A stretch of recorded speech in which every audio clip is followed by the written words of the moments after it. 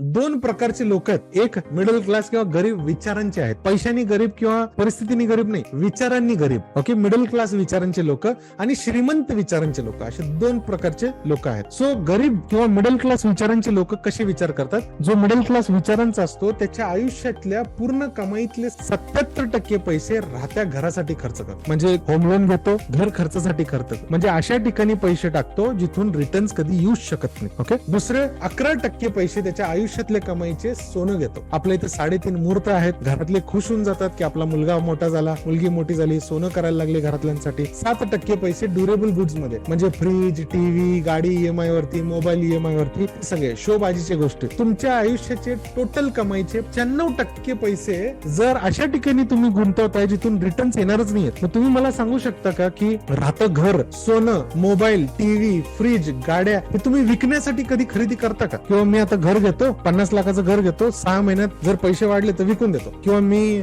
सोनं घेतो, बायकोसाठी माझा एक हार घेतो 2 लाखाचा, त्याची प्राइस वाढली की लगेच तो हार काढून विकून देतो. आपण ह्याच्यासाठी कधी खरेदी करतो का ह्या गोष्टी? मग ह्याचा अर्थ काय झाला की तुम्ही तुमच्या आयुष्यातले 95% पैसे कमाईचे तुम्ही अशा ठिकाणी गुंतवताय जिथून रिटर्न्स येणारच नाहीयेत, ते पैसे वाढणारच नाहीयेत, कधीच पैसे वाढत नाहीत. मग राहिलेल्या 5% मध्ये तुम्ही दुसऱ्यांना विचारून गुंतवणूक कराल आणि अपेक्षा कराल की मी श्रीमंत व्हायला पाहिजे. ऑप्शन ट्रेडिंग करतो, पैसे कमवतो, मी दुसऱ्यांना विचारतो, गुंतवतो आणि पैसे कमवतो, असं कधीच होऊ शकत नाही. तुम्ही गरीब का राहिलेले आहेत, मिडल क्लास का राहिलेले आहेत, श्रीमंत का होत नाही, त्याचं हे मूळ कारण आहे. तुमच्या वरचे आधीचे जनरेशनचे म्हणजे आई वडील किंवा त्याच्या आधीचे लोक का बरं श्रीमंत नव्हते? ह्याच कारणामुळे की त्यांनी जे काही कमी आली घर बनवण्यामध्ये, सोनं घेण्यामध्ये, ह्याच्यामध्येच लोकांना चांगलं वाटेल सोफा घेऊ, कपाट घेऊ, फ्रीज घेऊ 2 दरवाज्यांचे, फ्रीजचा मोबाईल घेऊ, ह्या सगळ्या ह्याच्यात बर्बाद झालेले. हे प्रॉब्लेम आहे. दुसरं कारण, जे श्रीमंत विचारांचे लोक असतात ते काय करतात? श्रीमंत विचारांचे लोक, सपोज एखाद्या श्रीमंत विचाराच्या लोकांचं एक बिझनेस आहे, ओके, आणि त्या बिझनेस मधून त्यांनी 1 लाख रुपये कमवले, तर ते 1 लाख रुपये परत त्या बिझनेस मध्ये 50% पैसे गुंतवतात आणि त्याला मोठा अजून करायचा प्रयत्न करतात, कारण की अजून पैसे कमवता येतील. नंतर राहिलेल्या 30% मध्ये काय करतात, तर ते फायनान्शियल ऍसेट घेतात, जे मी तुम्हाला आता शिकवलं थोड्या वेळ आधी, लोकांना पैशाला कामाला लावणे. 30% फायनान्शियल ऍसेट मध्ये, म्हणजे अजून पैसे वाढवण्याचं काम. 15% राहिलेली त्याच्यात कमर्शियल प्रॉपर्टी घेतात, दुकान, गाळे, ऑफिसेस घेतात, जेणेकरून त्याच्यातून भाडे येतील किंवा त्याचे प्राइस वाढले की विकतील, अशा गोष्टी. 95% पैसा परत गुंतवतात, म्हणून ते राहिलेल्या 5% मध्ये लक्झरियस लाईफ, आयुष्य आरामचे, मोठे घर, बंगले, भारी भारी गाड्या, वर्ल्ड टूर, भारी भारी ठिकाणी मुलं शिकतायत, दागिने, हे सगळं का करू शकतात? कारण की त्यांचा 95% पैसा परत रिइन्व्हेस्ट होऊन त्यांच्यासाठी काम करतोय. हे केल्याशिवाय श्रीमंत बनता येणार नाही, कारण की त्यांचा अभ्यास असतो की एका ठिकाणातून पैसे बंद झाले तर बाकीचे 4 ठिकाण कुठले आहेत पैसे कमवण्याचे. कमीत कमी पैशांनी सुरू करतात, 2, 5, 3,000 रुपये, 4,000 रुपये, 10,000 रुपये पासून सुरुवात करतात, म्हणजे बुडाले तरी काही टेन्शन नाही. हे असे सगळे अभ्यास करून हळूहळू लोकांना पैशाला कामाला लावून श्रीमंत बनतात.